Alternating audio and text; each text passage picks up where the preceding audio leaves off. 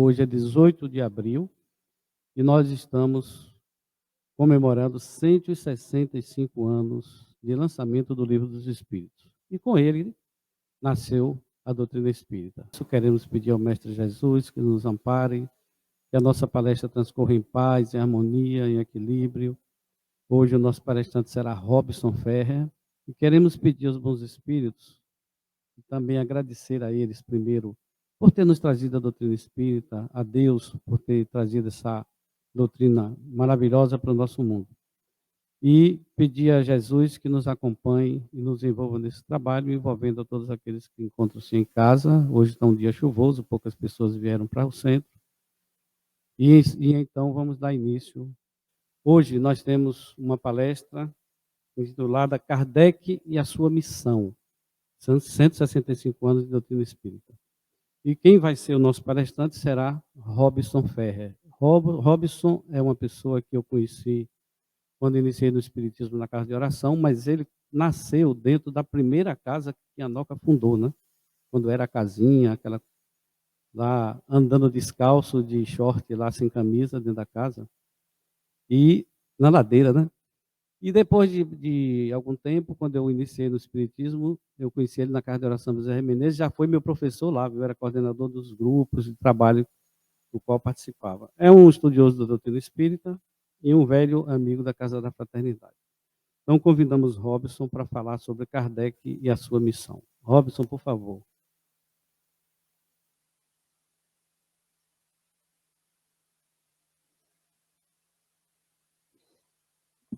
Amigos, boa noite a todos. Muita paz e que Jesus nos abençoe agora e sempre. Eu estou duplamente feliz na noite de hoje. Primeiro porque eu estou voltando, depois de mais de 3 anos, a esta casa que eu tenho também como sendo minha, por ser irmã gêmeas da casa que eu conheci desde pequeno, que é a Casa de Oração Bezerra de Menezes, a qual desde cedo eu a conheci e de lá até hoje me encontro. E lá até hoje me encontro. E esta casa, a Casa da Fraternidade Noélia Rodrigues Duarte, é uma casa que foi erguida em nome do amor, da fraternidade, do trabalho no bem, da propagação dos ensinos da doutrina espírita. Assim como a nossa Casa de Oração Bezerra de Menezes, que fica em Brotas. E eu aqui estive várias vezes, durante muitos anos, juntamente com a presença da nossa querida irmã, amiga, fundadora das duas casas, a nossa tia Noca, tia Noélia, ou simplesmente Dona Noélia Duarte, a quem temos um respeito, uma estima muito grande pelo exemplo de dedicação, de amor, de respeito à doutrina e à caridade. Então, eu me sinto feliz por estar retornando à casa depois de muito tempo, considerando o fato de que estávamos, na verdade, fechados por conta da pandemia, e que pouco a pouco as casas vão retornando para as suas atividades presenciais. Parabéns à casa pela coragem da retomada dos trabalhos, das atividades que aqui já vêm sendo desenvolvidos há muito tempo.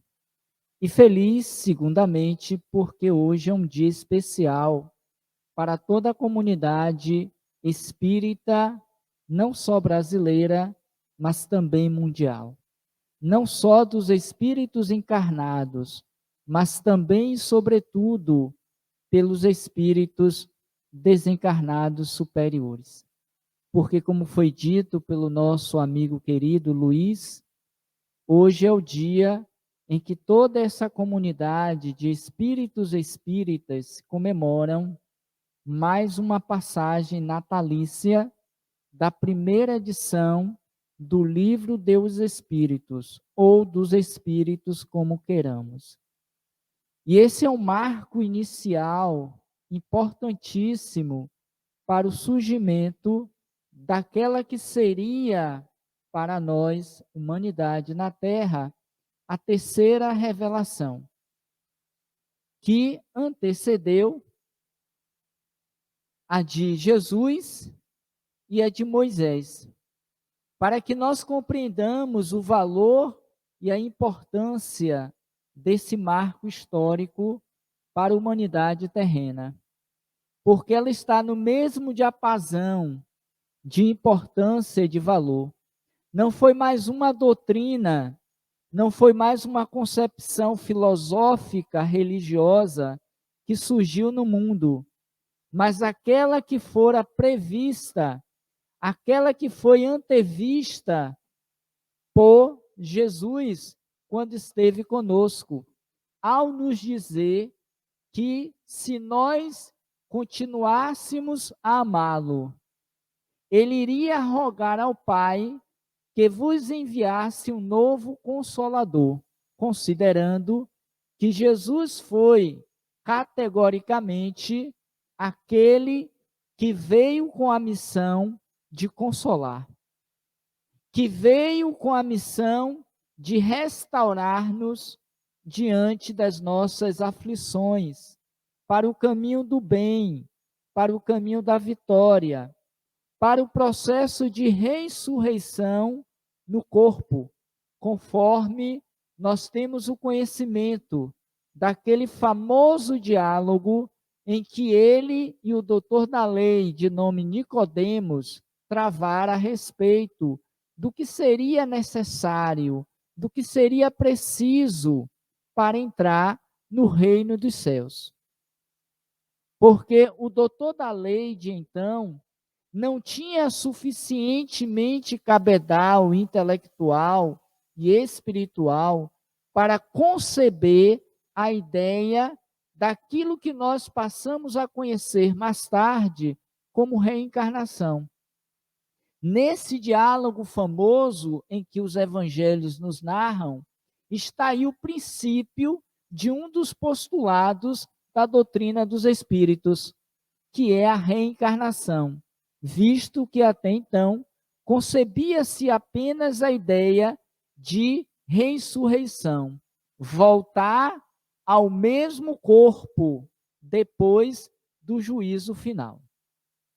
Jesus então vai dizer àquele homem que para que adentrasse ao reino dos céus, seria preciso nascer de novo. E Jesus, naquele momento, ele é categórico. Necessário é nascer de novo. E para a surpresa daquele homem entendido da lei do Torá, ele não compreendeu muito bem a ideia proposta por Jesus. E ele então replica, perguntando: mas como pode um homem velho voltar a nascer no ventre da sua mãe? Ao que Jesus então lhe devolve dizendo: como posso lhe falar das coisas de Deus, se quando te falo das coisas da terra, não compreendeis? Mas uma coisa lhe digo em verdade, que para entrar no reino de Deus é preciso nascer da água e do Espírito, deixando emblematicamente para as futuras gerações a compreensão desse entendimento que mais tarde passamos a conceber como sendo o processo cíclico dos renascimentos que os indianos já concebiam, que os orientais já propagavam, que existia até mesmo na Bíblia, embora tenha sido cortado por decisão do imperador Justino. Mas fato é que Jesus já antevia a ideia de que haveria de vir o novo Consolador, que tinha como premissa ou promessa fazer com que todas aquelas ideias propostas por Jesus, a exemplo desse memorável diálogo, e aquelas outras coisas que ali não poderia ser ditas pudesse vir à tona. Ou seja, que o véu que encobria aquelas verdades pudesse ser, a partir de então, compreendida pela humanidade na Terra. Visto que Jesus adentra ao contexto social e espiritual da Terra, trazendo consigo uma nova revelação, uma vez que o tempo proposto para que essas novas revelações pudessem advir já estava chegando-se ao seu encerramento. Visto que, com Moisés, que trouxera a primeira revelação, do olho por olho, dente por dente, já não se podia mais conviver tão somente com aquelas ideias. O papel de Moisés, estabelecendo o monoteísmo e trazendo as tábuas da lei dos 10 mandamentos, foi algo extremamente revelador, positivo e evolutivo para a humanidade daquela época. E como nós nos encontramos em um processo sucessivo, através dos renascimentos e do progresso natural que a humanidade faz periodicamente, através do desenvolvimento do intelecto e da moral, era concebível, compreensível que viesse uma nova revelação. Já não mais dentro do parâmetro das ideias, das concepções de então, em que pese que ainda hoje, século XXI, lidamos com essa mesma doutrina do olho por olho, do dente por dente, da lei do talião. Mas em meio a esta concepção teórica de um Deus temor, de um Deus vingativo, de um Deus punidor, Jesus adentra a história para nos revelar um Pai, que até então não se concebia em relação ao divino. O que ficou até então, fato incompreensível, ilegível para aquela humanidade de Jesus.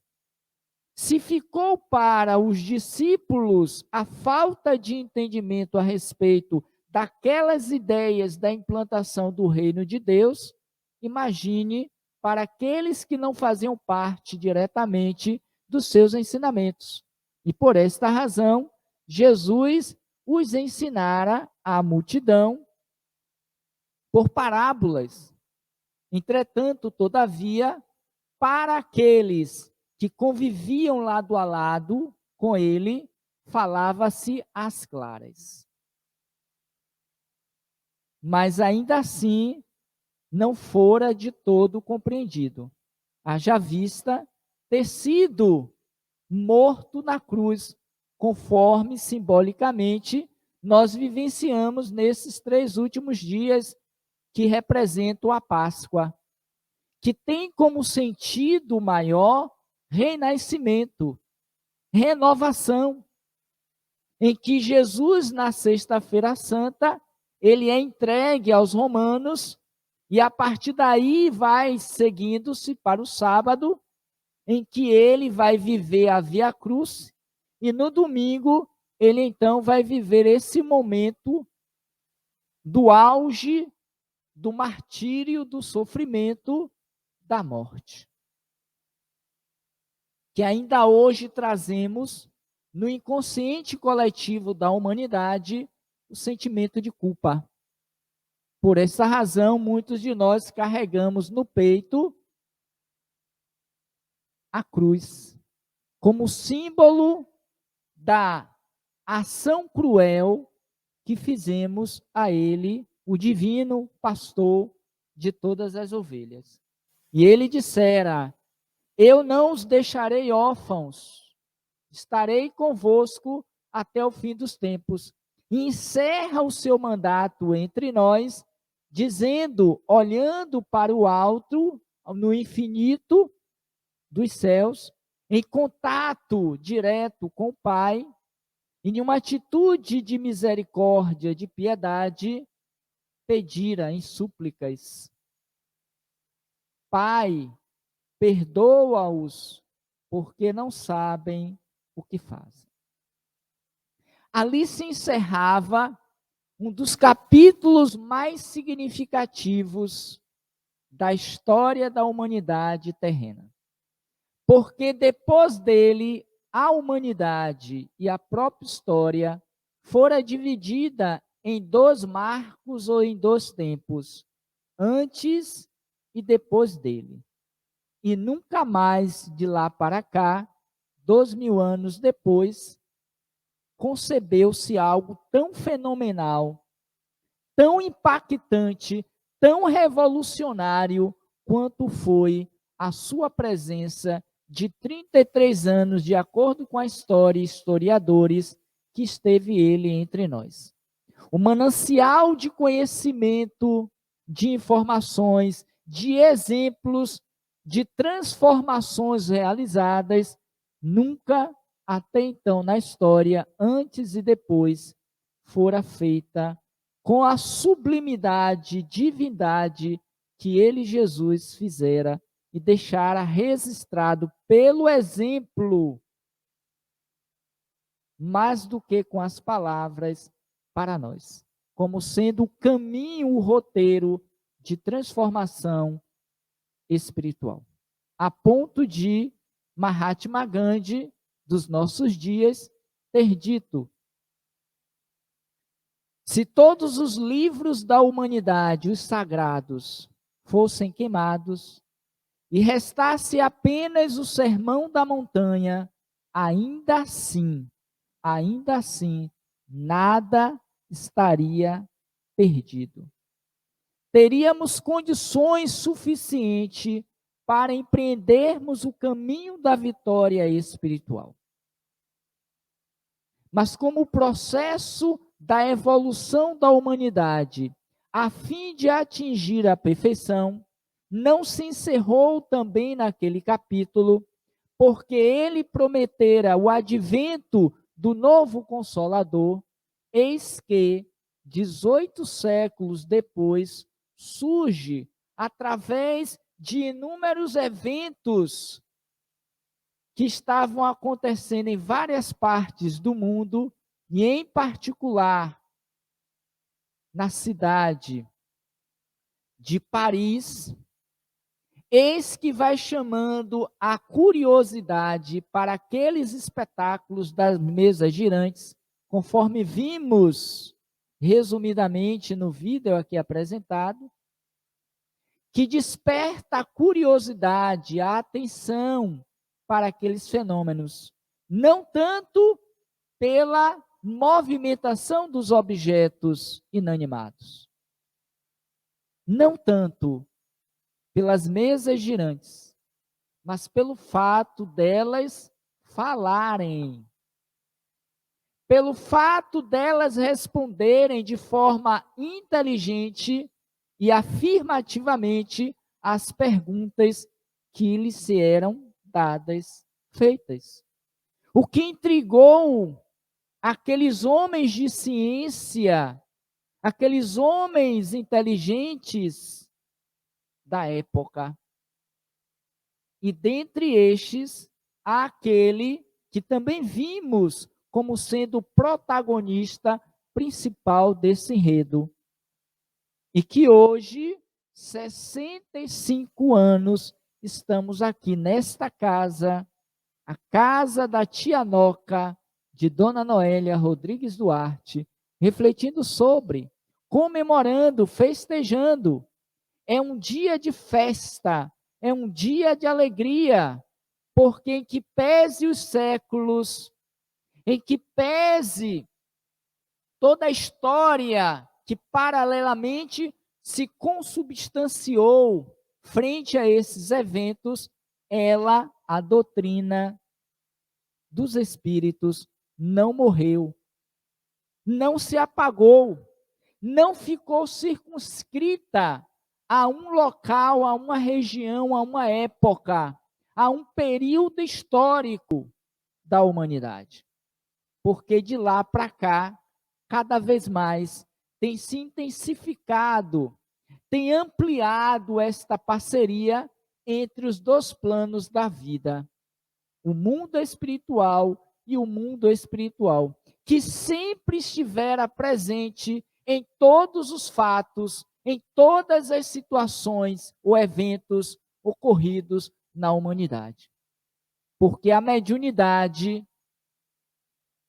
sempre estivera presente no homem, ainda que na época do período primitivo em que nós nos encontrávamos.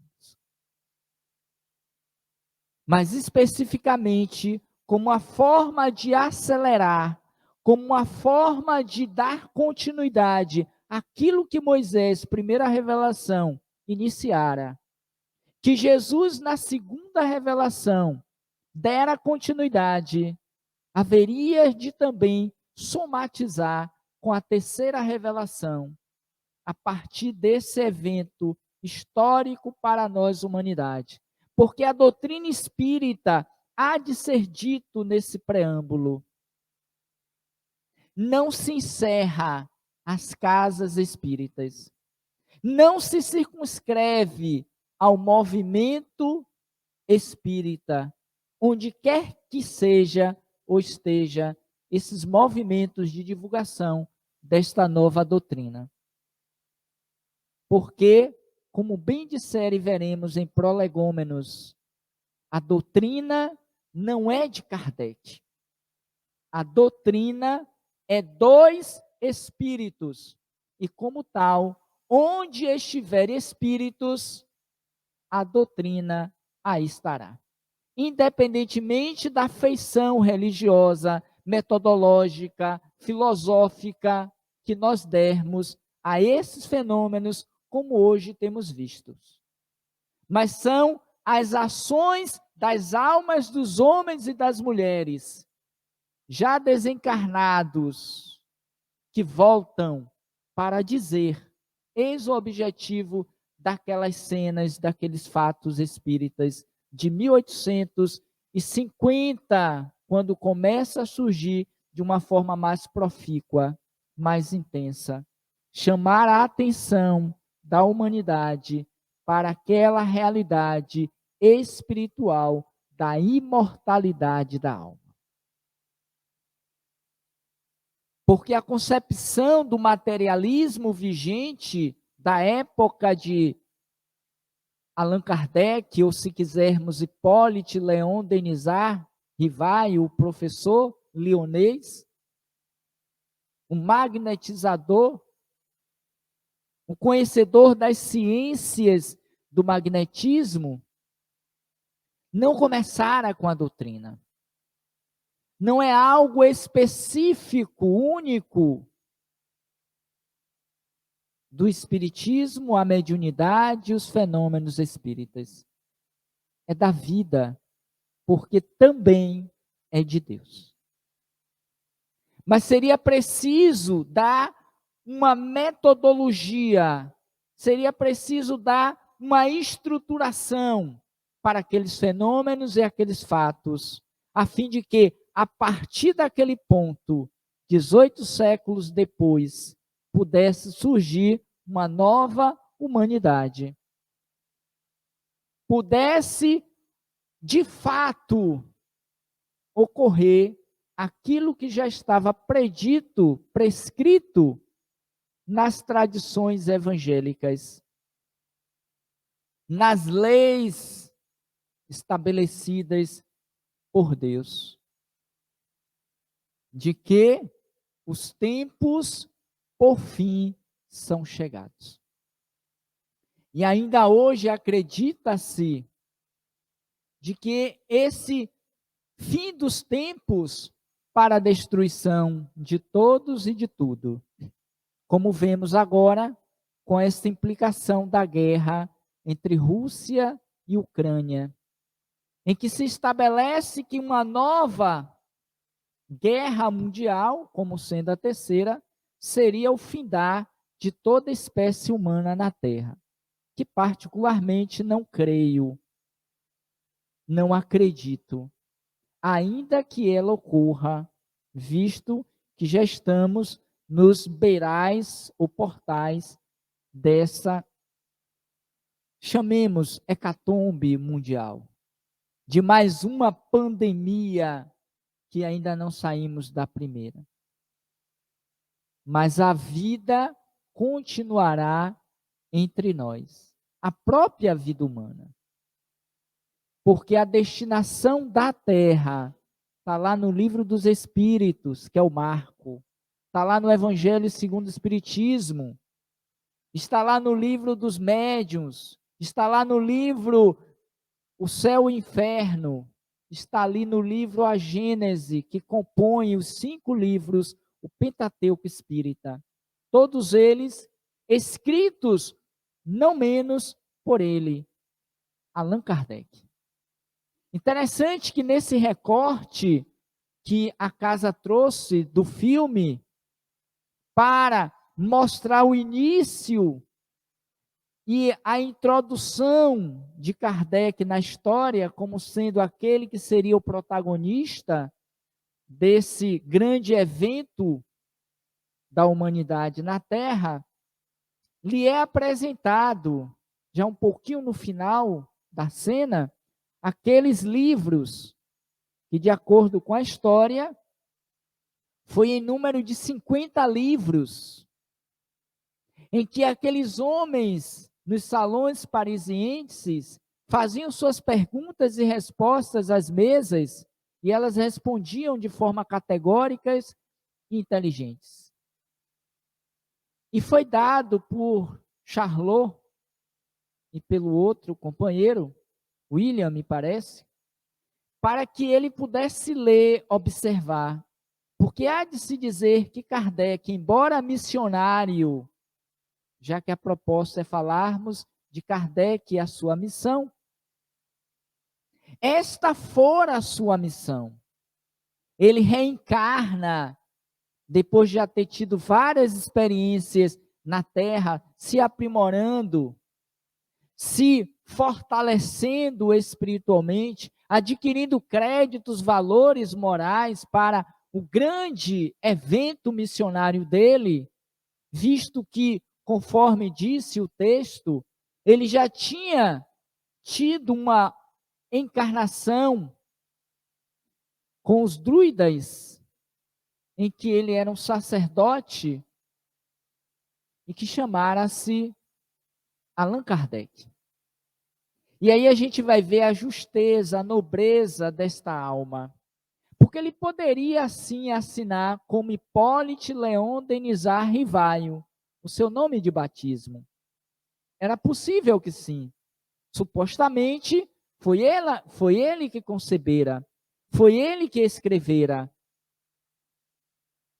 No entanto, para separar o homem do mundo, porque para quem não sabe, do ponto de vista da bibliografia de Kardec, ele era um homem respeitado socialmente, culturalmente, era um professor conhecido e respeitado em Paris, a ponto de ter livros escritos a respeito da gramática francesa, que ainda hoje serve de base dos ensinos franceses. Era um conhecedor nato do magnetismo, era um homem de ciência e, como tal, ele era um homem observador, crítico.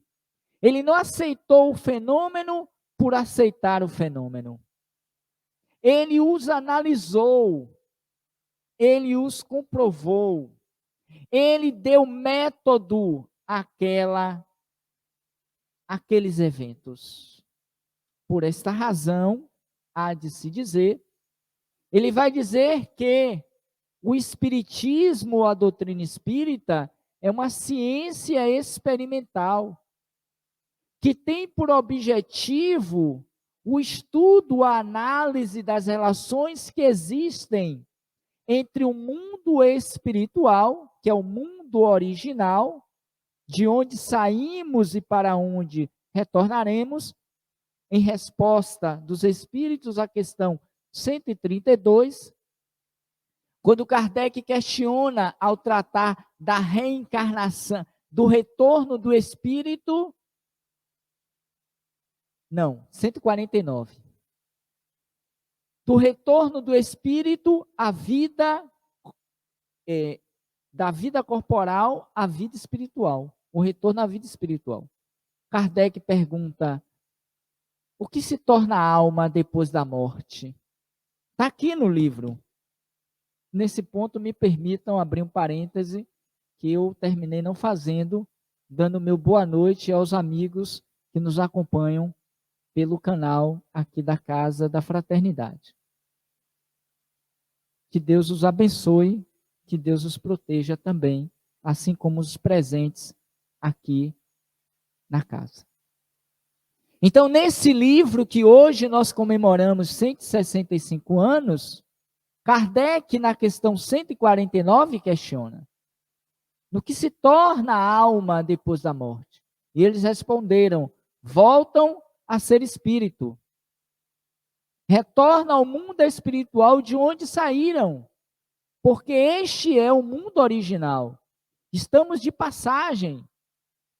Então, a doutrina espírita, conceitualmente, ela é uma ciência metódica, experimental, de observação, de acuração dos fenômenos, porque existe um objeto de estudo que somos nós. Nós não temos um espírito, como comumente nós falamos. Nós somos espíritos, essencialmente. E estamos, Robson, estamos Dora, estamos Luiz, estamos Lucidalva, estamos todos na persona, transitoriamente encarnados.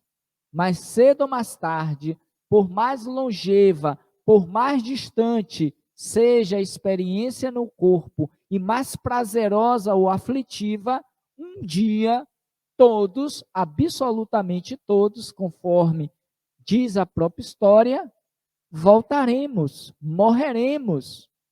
Mas para a doutrina não há morte.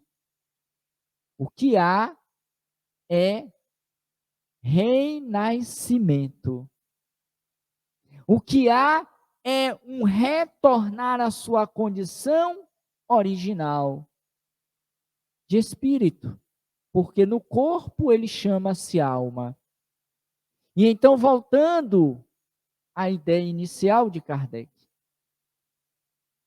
e enquanto conceito merece aqui esse adendo, ele ainda vai dizer: o estudo desta relação e as suas consequências éticas e morais, claro. Precisa ter um para quê, um substrato que possa validar a pesquisa. Toda pesquisa precisa chegar a um resultado. Precisa ser quantificada. E o Espiritismo assim também o fez. Assim também o é.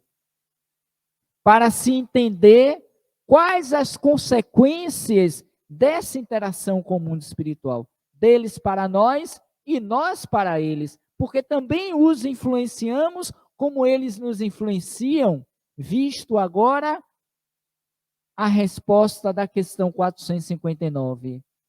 Sim, os espíritos vos influenciam sobre os pensamentos e ações, mais do que imaginais, porque às vezes de ordinários, de primitivos, são eles que vos dirigem.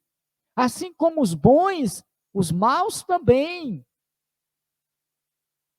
E nós estabelecemos esse conúbio, esse casamento, mediante os nossos interesses e vontades. Porque Jesus também já asseverava: onde estiver o teu tesouro, ali estará o teu coração.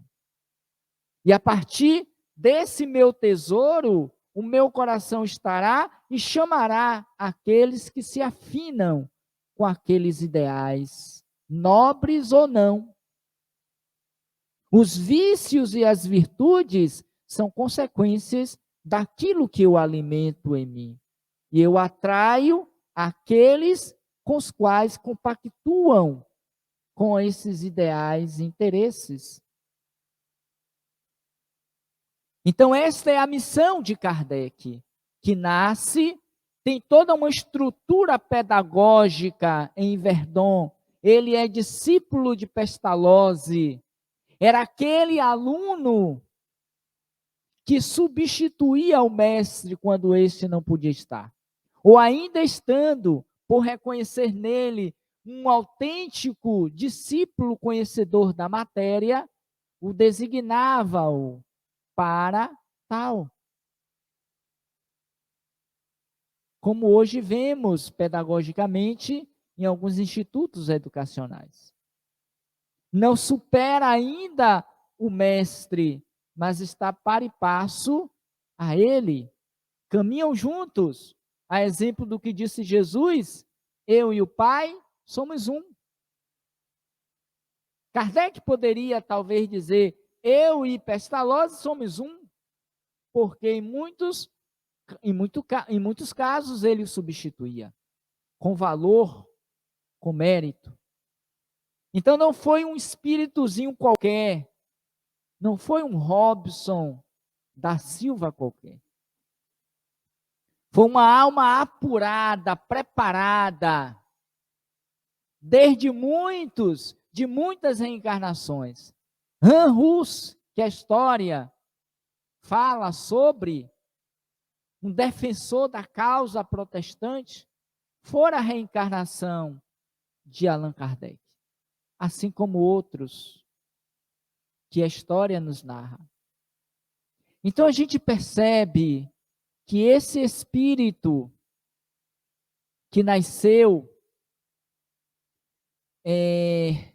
traz consigo uma história, traz consigo uma missão. Qual era a missão de Kardec? Apresentar-nos a terceira revelação.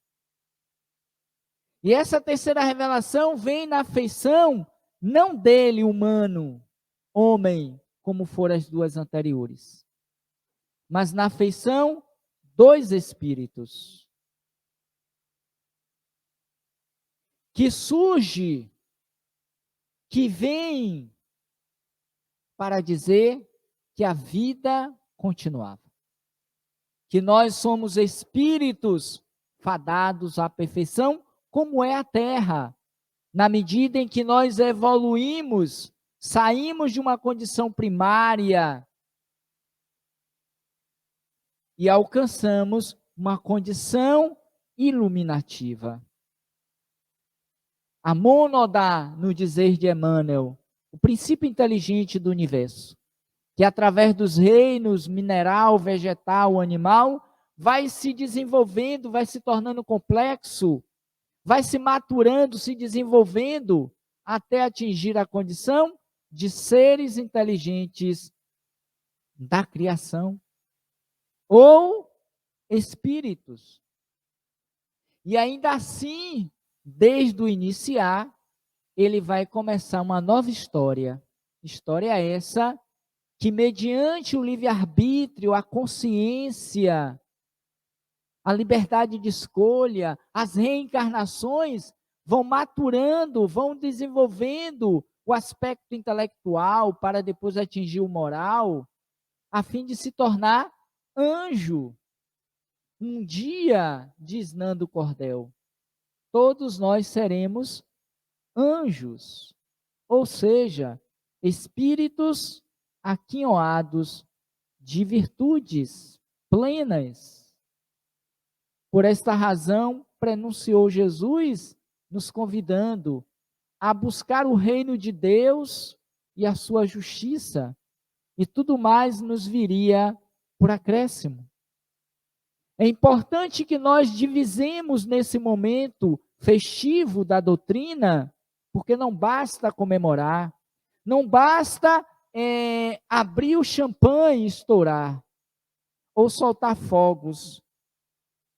É preciso que nós hajamos conscientemente mediante o compromisso da missão. E eu pensei que eu tinha mais uns 30 minutos, Luiz está me dizendo que eu só tenho 20. Para quem veio a pé de Brotas para cá, eu mereceria pelo menos mais 5 minutos. 10. Para que a gente possa conhecer o livro dos Espíritos, que de alguma sorte, creio eu, por isso que eu não me ative necessariamente a ele, nós o conhecemos. É um livro que tem uma estrutura pedagógica, metodológica, dividida em partes, 4 partes. Destas, mais tarde surgiram os outros livros que compõem o Pentateuco. Na primeira parte vai falar sobre os elementos gerais, vai falar de Deus, vai falar do universo, vai falar desta realidade cósmica, que mais tarde ele vai nos apresentar em 1869, a Gênese na sua primeira edição. Essa primeira parte, e o livro começa, o que é Deus? Deus é a inteligência suprema, a causa primária de todas as coisas. Ele vai falar sobre o princípio vital, que o tempo não permite falarmos, e até porque não é o objetivo, mas apenas para chamar a atenção quanto a esta realidade. Então, aí nós temos esse que vai falar sobre essa questão. A segunda parte vai falar sobre a vida espírita ou espiritual, que mais tarde nós vamos ter o livro dos médiuns. Salvo engano, não sou muito bom de data, em 1861 ou 62. Nós teremos, então, o livro dos médiuns. Na terceira parte, as leis morais, em que os espíritos apresentaram a Kardec 10 leis, a começar pela lei natural ou divina, seguindo pela lei de adoração, encerrando com a lei de amor, de justiça e caridade. Perpassando pela lei do trabalho, a lei de igualdade, a lei de liberdade, a lei de conservação, a lei de destruição, a lei de reprodução, lei do progresso, e por aí vai. Encerrando esse no capítulo 12, com a lei, com o tema perfeição moral, em que vai trabalhar vícios, virtudes. Na segunda, vai tratar a realidade do mundo espiritual, da nossa concepção de espírito. Vai falar de escala espírita, vai falar dessa influência dos espíritos sobre nós e nós sobre eles. Vai nos apresentar a doutrina dentro de um tripé: ciência, filosofia, religião. Então, nós temos todo um arcabouço científico que corresponde a essa segunda parte, que é o livro dos médiuns. As casas espíritas trabalham com mediunidade para essa investigação, para o consolo e orientação dos espíritos.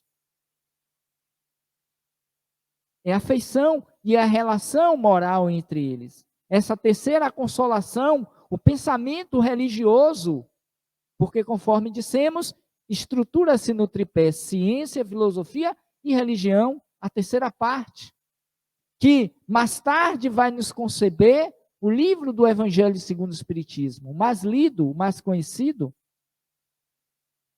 E a quarta parte, esperanças e consolações, em que vai falar sobre os gozos terrenos e futuros, as penas e gozos presentes e futuros.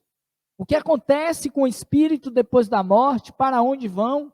Vai trabalhar céu, inferno, purgatório, estados dos espíritos no mundo espiritual.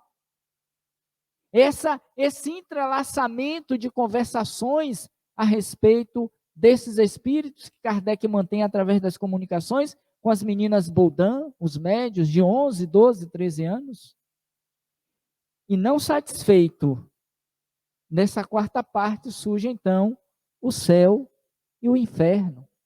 E aí nós temos composto o Pentateuco espírita,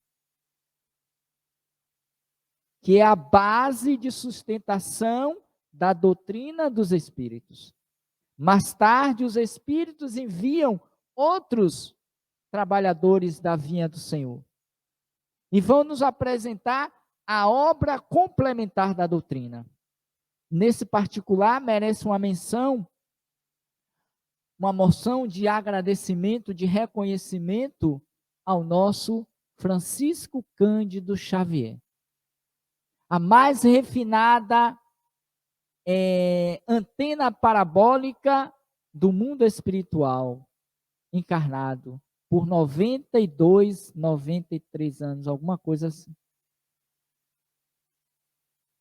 A ponto de dizerem muitos que este é não menos do que a reencarnação do próprio Allan Kardec. Verdade ou não, eu não sei, mas bem que poderia ser, porque nenhum outro médium produziu tanto quanto este, como Kardec o fez quando vivo. Ele vem complementar aquilo que ele iniciou, perfeitamente possível. Agora, se não se tem a validação dessa informação, pelo menos oficial. Mas muitos dizem selo. Aí está, em pinceladas, grosseiramente, se podemos usar a expressão, resumidamente, a vida, a obra de Hipólite Leon Denisard Rivaio, que nós o conhecemos até pouco tempo atrás como sendo Allan Kardec. O codificador da doutrina dos espíritos, que hoje, 18 de abril de 2022, nós estamos juntos aqui, e certamente juntos, psiquicamente, em sentimentos, com toda a comunidade dos espíritos espíritas encarnados e desencarnados, comemorando os seus 165 anos da primeira edição, que continha apenas 501 perguntas e respostas. A partir da segunda, e continua até hoje, com 1.019 perguntas. Ou seja, em pouco mais de 2 anos, ele multiplicou o livro, incorporou como sendo uma nova edição mais robusta.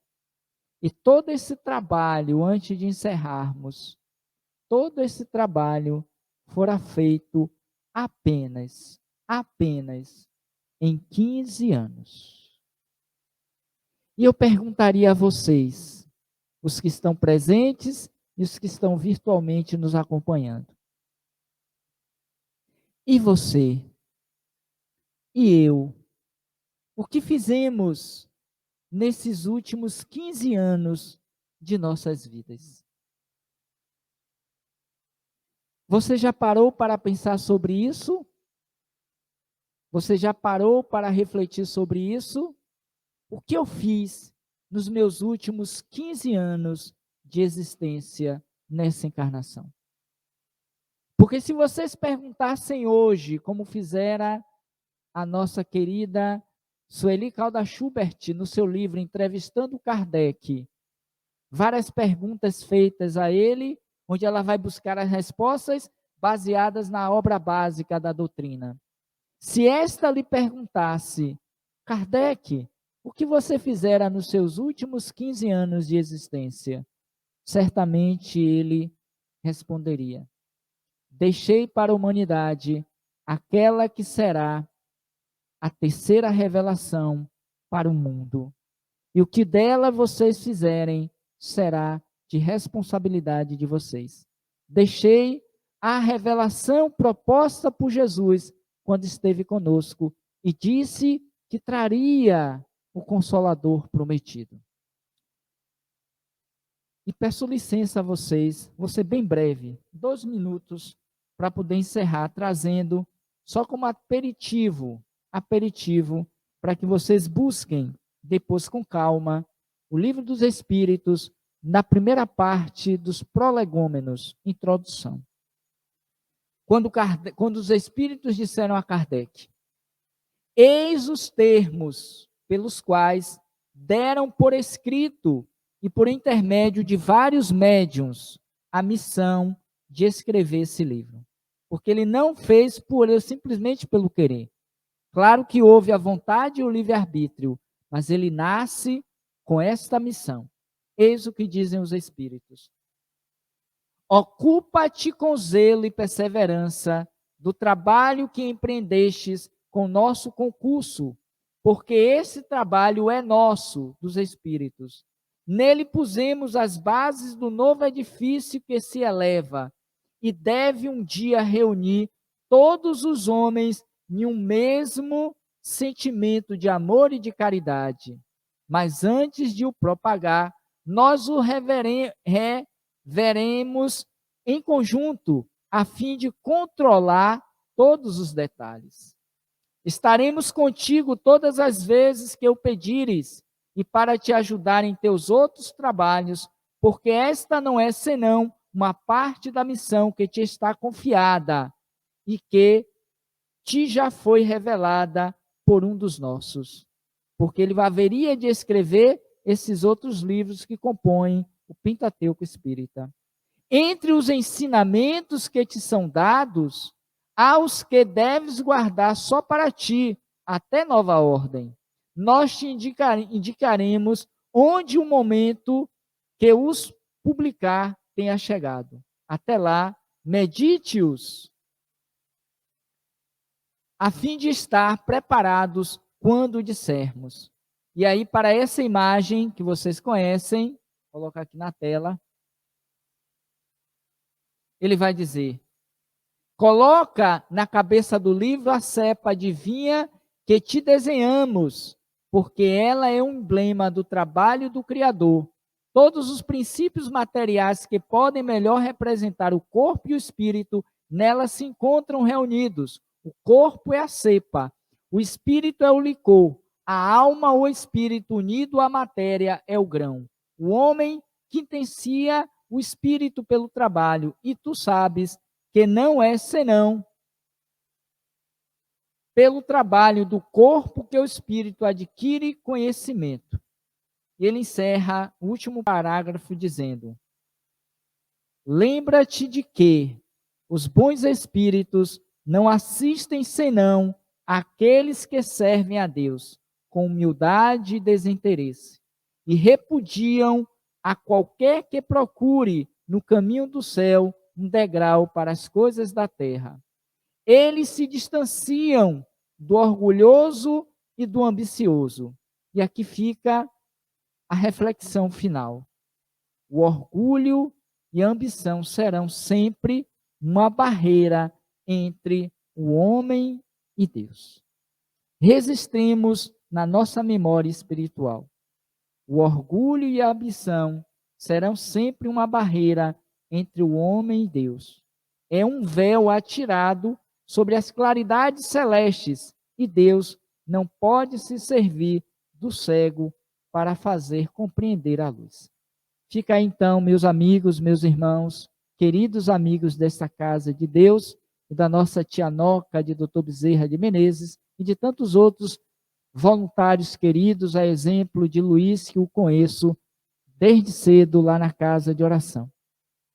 Nossos votos de paz, de alegria, de agradecimento pela feliz oportunidade de estar aqui com vocês mais uma vez, esperando que Deus permita que outras tantas possam acontecer no decurso desse ano que está ainda se iniciando para nós espíritas que estamos pouco a pouco nos reabilitando a voltar às atividades presenciais. Em que pese, é bom estar em casa, online, mas o trabalho presencial também tem a sua importância, tem um valor e que a gente não pode deixar de o fazê-lo. Sendo assim, agradeço a dona Noélia, a doutor Bezerra de Menezes, aos espíritos que aqui laboram, pela confiança, pela oportunidade que estão me dando mais uma vez desse encontro feliz.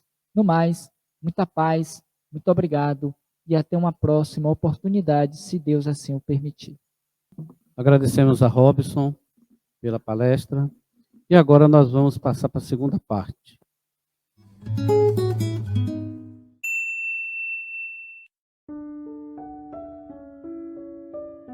Vamos nos preparar para receber a boa energia proveniente dos representantes de Jesus. Sente-se em posição confortável e com a coluna ereta e respire de forma lenta e profunda. Inspire e expire. Continue respirando assim. Disse Jesus: nenhuma das ovelhas que o Pai me confiou se perderá. Assim, mesmo vivenciando dificuldades e problemas, Ele sempre está conosco. Disse também Ele: vinde a mim, vós todos que andais em sofrimento e vos achais carregados, e eu vos aliviarei. Tomai sobre vós o meu jugo e aprendei de mim, que sou manso e humilde de coração, e achareis repouso para as vossas almas, porque o meu jugo é suave e o meu fardo é leve. Jesus cuida de cada um de nós. Agora, confiantes na presença de Jesus e seus representantes, prepare-se para receber a assistência espiritual que você necessita. Oremos a oração que Jesus nos ensinou. Pai nosso que estais no céu, santificado seja o vosso nome, venha a nós o vosso reino, seja feita a vossa vontade, assim na terra como no céu. O pão nosso de cada dia nos dai hoje, perdoai as nossas ofensas, assim como nós perdoamos a quem nos tem ofendido. E não nos deixeis cair em tentação, mas livrai-nos do mal. Que assim seja. Permaneça em silêncio, escute a música e deixe ela penetrar em seu ser. Enquanto isso, a equipe de benfeitores espirituais lhe aplica as boas energias que irão lhe fortalecer para enfrentar todas as dificuldades da sua vida. Visualize uma grande luz que se dirige para você. Ela lhe envolve desde a cabeça, passa pelo seu tronco, até lhe envolver todo o corpo. Permaneça usufruindo desta boa energia e ore em silêncio. Agradeça a Deus.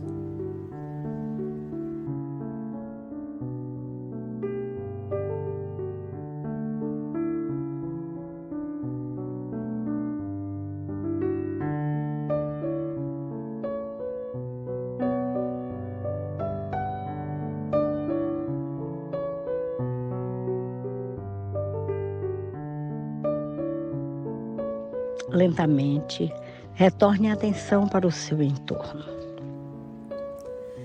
Para manter a boa energia na sua vida, ore ao acordar e sempre que se lembrar durante o dia. A oração é a nossa ligação com Deus. Leia o Evangelho todos os dias. Ao se deitar para o repouso do corpo físico, ore mais uma vez. Deus nos proteja a todos. Fiquemos em paz.